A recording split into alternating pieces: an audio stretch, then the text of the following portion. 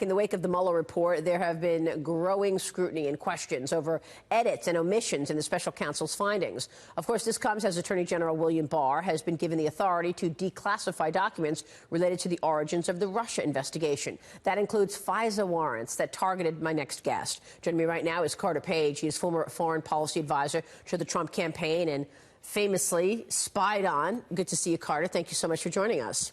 Thanks for having me, Mary. Well, I want to talk about what's going to happen in the week ahead, because there seems to be a lot of expectation that we'll see more information, documents coming out. What are you expecting in the week ahead first? I think, as Chairman Meadows was saying, the more transparency, the better. So, we'll have to wait and see. There's been a lot of promises and a lot of calls from strong leaders like him, Chairman Graham, Chairman Grassley, Chairman Nunes, going back years already. So hopefully we finally start seeing some tell results. Me about what you're expecting. We talked about this earlier. You said you think there's going to be an avalanche of information. What kind of information might we find out from some of these documents that none of us have ever seen before? Well, I think, as you were alluding to in your last segment, really what we had here in the Mueller report was just a half the story, right? There are so many specific details related to what actually happened, which was just, in this document, just completely spun to advance the Democrats' narrative and to try to push forward with the ridiculous concept of impeachment. So we'll have to wait and see, but I think, the more information, the better. Explain that for a second, because you had dealings with certain people and you had worked with the FBI and the State Department before. You were actually reporting back to them about information about people. And then the way it was spun was Carter Page, Trump campaign advisor, is dealing with Russian agent Kilimnik or Russian agent whomever. So tell me what happened. Well, look, I think there is just completely false stories where, as you're correctly alluding to, I was asked various questions, not only by, state, FBI, et cetera, but also CIA. I had a long-standing relationship with the CIA going back decades, essentially. And, I was always very transparent, open, and unfortunately, it was completely spun that, as you're correctly alluding to in this fake Mueller report, they just refer to this as, oh, he's colluding, if you will, with these Russian intelligence officers. I'm acting as a source, right? Completely helping our government. And actually, oh, by the way, doing it for free, as opposed to these DNC consultants who are getting paid by the DNC, getting paid by Russian oligarchs, but also getting, 11 payments, as Judicial Watch has uncovered, in the year 2016, which is just so unethical. So when you spoke with Mr. Kilimnik, for example, or when you spoke with Mr. Halper, for example, were you under the impression that you were getting information for the State Department and the CIA and the FBI at that time? Were you had no idea that you were actually being surveilled? Yeah, absolutely. To the best of my recollection, I don't think I ever crossed paths with Mr. Kilimnik, but I know I had a long-standing relationship with Professor Halper, and we'll see. Again, I always believe in innocent till proven guilty, but this was my conversations with him intensified right the month before my illegitimate FISA warrant in September 2016, when all these defamatory articles are being placed by the DNC.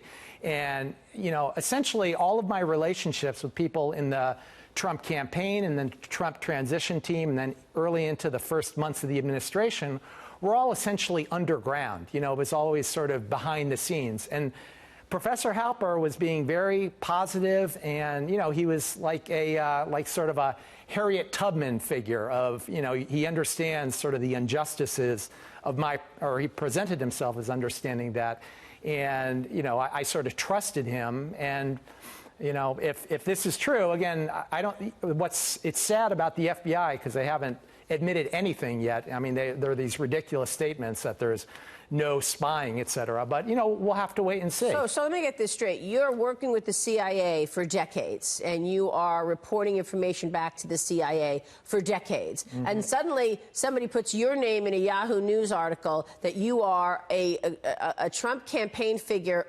perhaps colluding with these Russian individuals who you were actually getting information for the CIA. Absolutely. That's exactly what happened. Yes, that, and and it's part of, there's a lot of misrepresentations in all Hold of this. that thought. We want to talk about this when we come right back. Stay with us. More with Carter Page next. Welcome back, and we are back with former foreign policy advisor to the Trump campaign, Carter Page. Carter, the reason I'm asking you about these individuals who were named in the Mueller report is because many congressmen have come on this program, lawmakers have said, once you prove that some of these people who reached out to you were actually assets of the FBI, of the State Department, of the CIA, that blows up the whole idea that these were just, coincidences. Yeah. I'm talking about people like Stephen Halper. I'm talking about people like Stephen Schrage. Stephen Schrage is one individual that you haven't really spoken about before, but he invited you to that Cambridge conference, didn't he?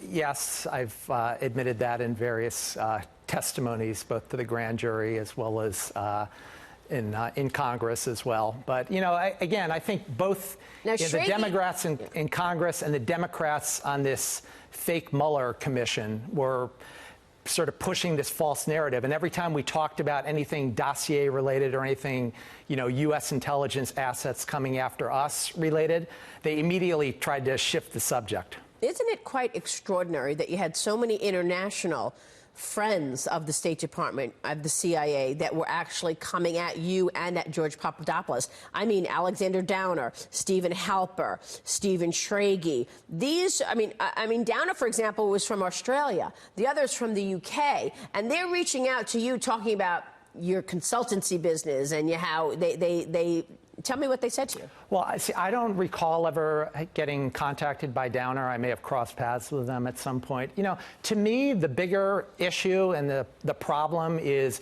less the fact that I'm having conversations with some people. That's completely benign. To the contrary, as I explained to Professor Halper and so many other people, including members of the FBI counterintelligence team, I was getting these constant death threats or frequent death threats. Once your name was in the paper, a Yahoo News story targeted you as a Trump campaign worker who was colluding, potentially. Yeah, and the sad part about it to me is that both, Director Comey, Deputy Director McCabe, and even Mr. Mueller. I mean, I told his committee that, I had these threats, and no one ever mentioned any of that in this 448-page report. So do you think you were a tool? Do you think they just took advantage of you?